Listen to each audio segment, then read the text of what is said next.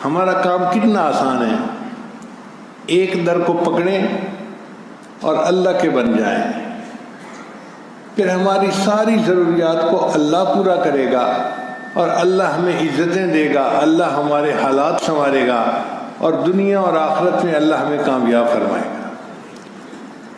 مگر اس بات کو سمجھنے کی بجائے ہم بھاگے پھرتے ہیں ادھر ادھر، ایک پریشانی ختم نہیں ہوتی دوسری اوپر سے، وہ ختم نہیں ہوتی تیسری اوپر سے، اور ہم کشتی کرتے پھر رہے ہوتے ہیں تقدیر کے ساتھ۔ بھائی کیا ضرورت ہے تقدیر کے ساتھ کشتی کرنے کی؟ جو تقدیر بنانے والا پروردگار ہے اس کے ساتھ تم اپنا معاملہ سنوار لو اور اللہ تعالی حالات کو سنوار دے گا۔ من کان للہ کان اللہ لہ، جو اللہ کا ہو جاتا ہے پھر اللہ اس کے ہو جاتے ہیں، پھر اللہ اس کے مال میں رزق میں برکتیں عطا فرما دیتے ہیں۔ ہمارے سلسلہ کے ایک بزرگ گزرے ہیں خواجہ عبد المالک، انہوں نے یہ واقعہ خود مجھے سنایا۔ مسجد میں بیٹھے تھے، فرمان لگے کہ میں آپ کو اپنی زندگی کا ایک واقعہ خود سناتا ہوں کہ میرے گھر میں بہت غربت تھی، کچھ کھانے کو نہیں تھا، میں سارا دن ذکر اذکار میں لگا رہتا تھا تو گھر میں فاقے ہوتے تھے۔ میں نے اپنے شیخ کو بتایا کہ حضرت میرے گھر میں بہت تنگی ہے، میرے لیے دعا کر لیجیے۔ کہتے ہیں شیخ نے ایک چھوٹا سا گٹو گندم کی بوری وہ دی اور فرمایا کہ اس کو کسی بند جگہ میں ڈال دو اور ایک رکا اس میں ڈال دینا۔ میں نے رکے کو پڑھا تو اس پر لکھا ہوا تھا کہ حسبنا اللہ و نعم الوکیل نعم المولا و نعم النصیر۔ تو میں نے وہ پرچی بھی اندر ڈال دی اور گندم بھی ڈال دی۔ حضرت نے فرمایا تھا جب ضرورت ہو اس میں سے گندم نکال کے استعمال کرنا۔ مجھے فرمانے لگے کہ میں اللہ کو حاضر ناظر جان کر بتا رہا ہوں اور مسجد میں بیٹھا ہوں باوضو، اس وقت 40 سال گزر گئے ہیں، میں اب تک اسی گندم کو استعمال کر رہا ہوں، اور میرے ہاں سال میں 2 مرتبہ تو اجتماع ہوتا ہے، ہزاروں لوگ ہوتے ہیں، وہیں سے کھانا بنتا ہے، اور روزانہ کے 300-400 مہمانوں کا کھانا بھی اسی گندم سے بنتا ہے۔ 40 سال سے اس گندم کو میں استعمال کر رہا ہوں۔ وہ یتولی الصالحین، اور وہ اللہ نیکوکاروں کا سرپرست ہے۔ اب آج کے دور میں روٹی کو اتنی اہمیت مل گئی ہے کہ یہ تاریخ میں پہلے کبھی اتنی نہیں تھی۔ ہر بندہ روٹی کے پیچھے، ہر آدمی روٹی کے پیچھے۔ اب وہ سمجھتے ہیں کہ جو روٹی نہیں کما سکتا وہ کسی کام کا بندہ ہی نہیں ہے۔ ملا جیواں رحمۃ اللہ علیہ کی بڑی جائیداد تھی، وہ بڑی بلڈنگز کے مالک تھے، زرعی زمینوں کے مالک تھے، اور جیسے کوئی بڑا سیٹھ آدمی ہوتا ہے نا ایسے ان کا حال تھا۔ ایک شہزادے نے ان کی شکایت بادشاہ کو کی کہ جی یہ بادشاہ کا پیر ہے اور اتنی جائیداد کا مالک ہے، تو ہمیں یہ لگتا ہے کہ یہ لوگوں کو ورغلا کے ان سے پیسے لے لیتا ہے اور اس نے اتنی جائیداد اکٹھی کر لی ہے۔ تو اورنگزیب عالمگیر نے فیصلہ کیا کہ میں ملا جیواں رحمۃ اللہ علیہ اگرچہ میرے استاد ہیں مگر میں ان سے پوچھوں گا کہ یہ استاد آپ نے کیسے جو ہے وہ جائیداد بنا لی۔ تو انہوں نے ملا جیواں کو پیغام بھیجا کہ جی آپ ملنے کے لیے تشریف لائیے۔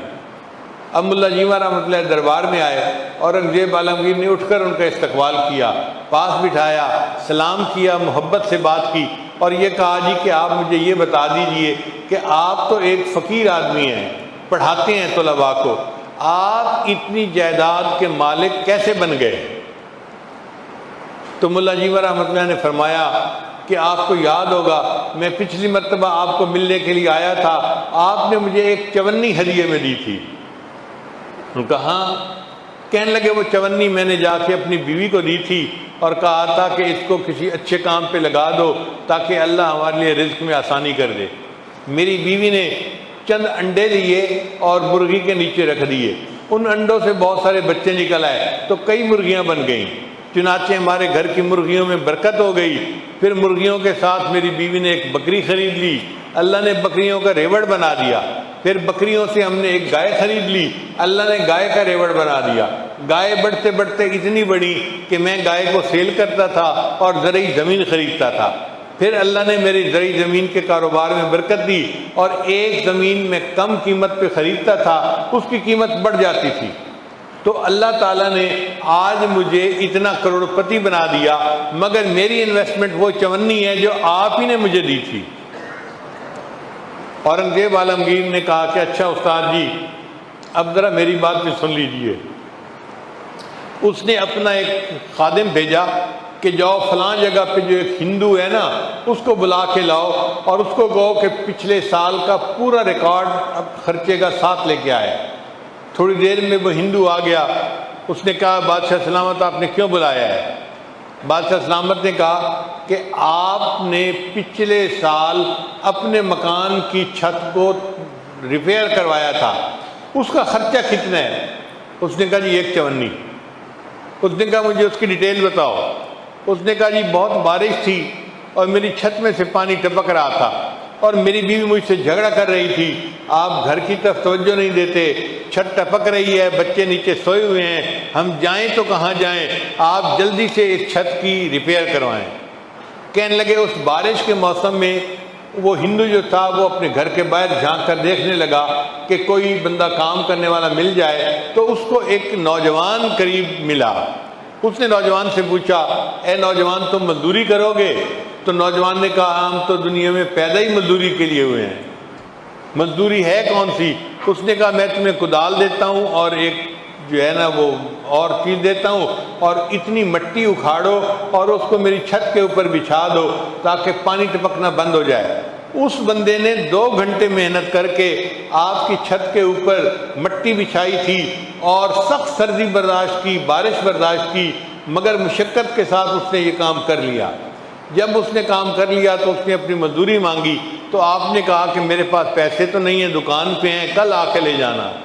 اس نوجوان نے جواب دیا میں ایک دفعہ جب کہیں سے چلا جاتا ہوں تو دوبارہ پھر وہاں نہیں آیا کرتا، آپ مجھے جو دینا ہے ابھی دو۔ تو میرے پاس ایک 54 تھی، میں نے اس مزدور کو کہا کہ یہ 54 لو اور چلے جاؤ۔ بادشاہ نے کہا ہاں تم نے اس کو 54 دی تھی استاد جی، وہ مزدور میں تھا، میں نے اس کے گھر کی چھت کو ریپیئر کیا تھا، اور مجھے اس پر یہ رزق حلال 54 ملی تھی۔ جب آپ میرے پاس آئے تو میں نے آپ کو ہدیے کے طور پہ وہ 54 دی، اس 54 میں اللہ نے برکت ڈالی، آج آپ کروڑوں کی جائیداد کے مالک بن گئے ہیں۔ اللہ ایسی طرف سے رزق دیتا ہے جس کا بندے کو گمان ہی نہیں ہوتا۔